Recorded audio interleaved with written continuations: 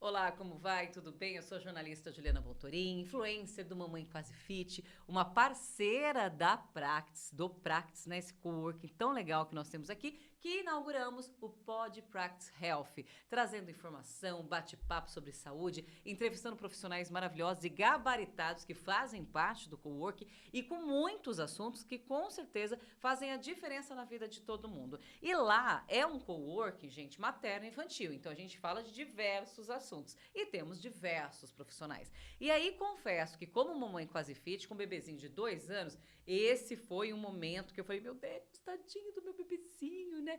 Mas foi tão lindo, é tão importante, a gente sabe tanta coisa a partir desse teste. Mas antes da gente entrar nesse assunto, eu quero apresentar para vocês a minha convidada, que eu tenho aqui nesse episódio do Pod Practice Health, que é a doutora Gisele Forente Perillo, é isso mesmo? Perilo. Perillo. Muito obrigada pela sua Eu que presença. agradeço, Ju. Muito Doutora, obrigada. é muito legal falar sobre isso, né? Falar sobre bebezinho, falar sobre saúde, o que a gente tem de exames, né? A gente aprende muito sobre isso. E a nossa temática, gente, é teste do pezinho. Tudo o que você precisa saber. É um momento único mesmo quando a gente faz, né, esse procedimento, mas até a gente saber as necessidades, avaliações, o que tem, o que impacta nisso, a gente desconhece. Só para deixar como um currículo, que é um mini currículo aqui no nosso tempo, ela é médica geneticista pela Unifesp, Escola Paulista de Medicina, e médica geneticista do Centro de Doenças Raras de Medicina do ABC. Que legal essa Exato. área, eu não sabia que tinha aqui. A gente tem um centro de referência na medicina ABC de doenças raras. Então, todo o ABC, envolvendo todas as cidades do ABC, lá nesse centro tem uma geneticista, eu, né, e alguns outros colegas de várias especialidades, em que a gente consegue fazer essa triagem e acompanhar os pacientes com hipóteses de doenças raras. Né? Tudo fica concentrado lá. E a partir de lá, a gente vai com uma equipe, né, tentando enviar eles para os locais mais adequados. Mas na maioria das vezes a gente já consegue fazer o tratamento lá também. E a Nossa. gente dispõe também de testes diagnósticos moleculares mais avançados para fazer um diagnóstico mais preciso. Nossa, doutora, que importante isso. Eu não sabia. Acho que até é uma temática para a gente trazer. Óbvio, né, que a faculdade é maravilhosa, sempre traz de ponta várias situações, mas é muito legal. Quando a gente fala de doença rara, óbvio que é porque não tem uma assiduidade, né? Não existe uma coisa. Exato, frequência Uma baixa. frequência, né? Uma frequência baixa. Mas o que é hoje em dia, por exemplo, quais são as principais doenças raras que, por exemplo, é cuidado nisso? Bom, se a gente for trazer isso para o teste do pezinho, tá? As doenças raras são doenças que aparecem com uma baixa frequência na população, porém que causam um grande impacto na qualidade de saúde da criança e mais posteriormente no adulto, né? E que se, por exemplo, no teste do pezinho, a gente identifica precocemente, a gente evita que essa criança venha a ter grandes problemas ou até problemas, por exemplo, neurológicos irreversíveis. Por isso que tem o teste do pezinho. Tá? Lá, por exemplo, lá na medicina ABC, a gente vê outras doenças raras que podem acontecer de início tardio, mas focando no teste do pezinho, o que eu gosto de falar é que, sim, dá aquela sensação de aperto, eu vou furar o meu bebê logo É. nos primeiros dias de vida, mas é uma chance que a gente está dando para o bebê de um ato de amor, na verdade, né? É a primeira chance de cuidar dele de uma forma precoce Tá. e evitar que ele desenvolva sintomas ou problemas mais posteriormente. Doutora, quais são as doenças detectáveis? Porque a gente sabe que tem teste do pezinho, teste da orelhinha, teste no circular, teste da linguinha, teste. Olha, depois que meu filho nasceu, eu conheci tanta coisa que eu desconhecia. Acho que eu nunca tinha nascido. Eu falei que eu brinquei com meus pais. Falei, eu não nasci, não é possível que eu nasci, porque não sabia de nada disso, entendeu? Mas o que detecta fora, né, essa coisa, uma relação de realmente doenças que a gente saiba? Muito bem, isso que você falou é muito legal, porque a triagem neonatal engloba o teste do pezinho, o teste da orelhinha, o teste do olhinho, o teste da linguinha, do coraçãozinho, são todos parte da triagem neonatal. Tá. E o teste do pezinho é mais um deles. No país, né, ele é um exame nacional e obrigatório. Sim. Dependendo de cada estado, são algumas doenças. O obrigatório são no mínimo 6 doenças, tá? Quem nasce no município de São Paulo são 50 doenças triadas. Quem nasce No teste do pezinho? no teste do Nossa, pezinho. isso no sistema público? No sistema público de saúde. Tá. Né? Em 2021 foi sancionada a lei de ampliação de teste do pezinho. Então, em cada estado, a gente já tem alguns testes um pouco maiores. 6, 11, 12, 50. Então, no município aqui do ABC, então, aliás, no ABC, são 6 doenças. Quais são essas doenças?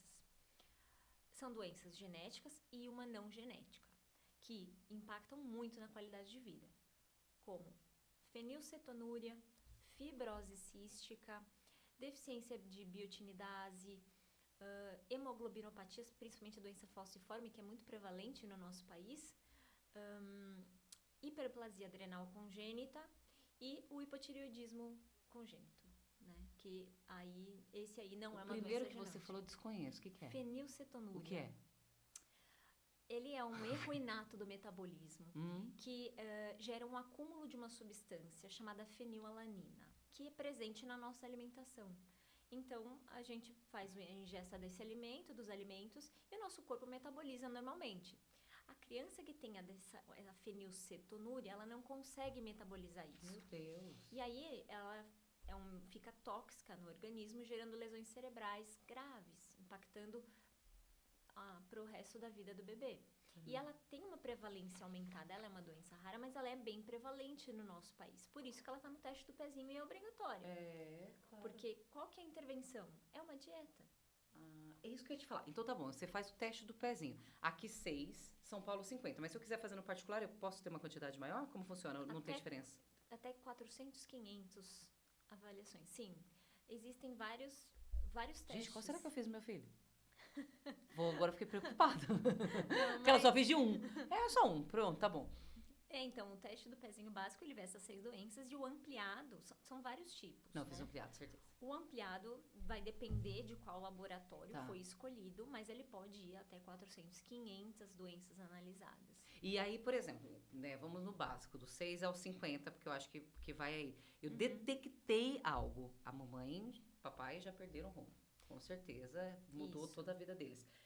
São tratáveis essas questões ou, olha, tem isso daqui e acabou? Vamos lá, isso que você falou é bem importante porque ele é um teste de triagem, Tá. ele não é um teste de diagnóstico. Ai, que maravilha. Então, é um teste que ele dá muito falso positivo, porque o objetivo dele é não deixar passar Nada. Ah, tá bom. Então, pode acontecer de ter um teste vire falso positivo. Então, depois que você faz esse teste e ele vem alterado, a gente vai ter que confirmar, tá? Então, aí são necessários testes confirmatórios que vai depender do que veio alterado, tá? Porque esse teste, ele vai analisar o quê? Metabólitos, é na parte do nosso sangue. E que, dependendo do caso, pode vir alterado. Uma prematuridade, um bebê que teve uma doença ali cardíaca, nasceu com uma condição importante. A insulina também, tudo isso pode impacta? alterar, pode impactar. E tem o período certo da coleta também, que impacta, né? Tem a data certa. A gente tem que coletar entre o 3º e o 5º dia de vida. Numa criança que nasceu termo, depois de 37 semanas, com o peso adequado. Se você coleta antes, se você coleta depois, já pode dar falso positivo e falso negativo. Tá? Então, tem o tempo certo. Se o bebê é prematuro, se o bebê nasceu de baixo peso, aí já é outra coleta. Né? É uma coleta venosa, né? Não é aquela do calcanharzinho do bebê. Você precisa fazer logo na admissão da UTI, 24 a 48 horas depois, e depois na alta do bebê, que é diferente. Sim. Tá? E a pergunta, são tratáveis? A maioria são tratáveis. Tá. Se você faz o diagnóstico precoce e inicia o tratamento nas primeiras semanas de vida, você muda completamente o desenvolvimento da criança, do bebê. Tá? Você faz uma dieta, você entra com uma medicação e aí isso já com certeza vai melhorar muito o desenvolvimento da criança. Sim. Né? E doutora, por exemplo, é diagnosticado algo, a criança provavelmente ainda está, não sei, parto normal já sai 24 horas, né? Aí tem que voltar para fazer o teste do pezinho lá no hospital, é isso? Vai depender. Porque o meu fez cesárea e fez lá, já estava tudo ok. Depende, né? Se você está no âmbito de SUS e você saiu antes de 24 horas, a UBS é um dos locais que você pode se direcionar para fazer esse teste. Tá. Se você está no âmbito particular, você pode se direcionar a qualquer laboratório que faça o teste ou no próprio hospital que o bebê nasceu. Tá. E aí eles fazem esse teste após as 48 horas de vida. Ok, aí foi detectada uma doença. Tem lá uma coisa. A criança vai para UTI ou é tratável em casa?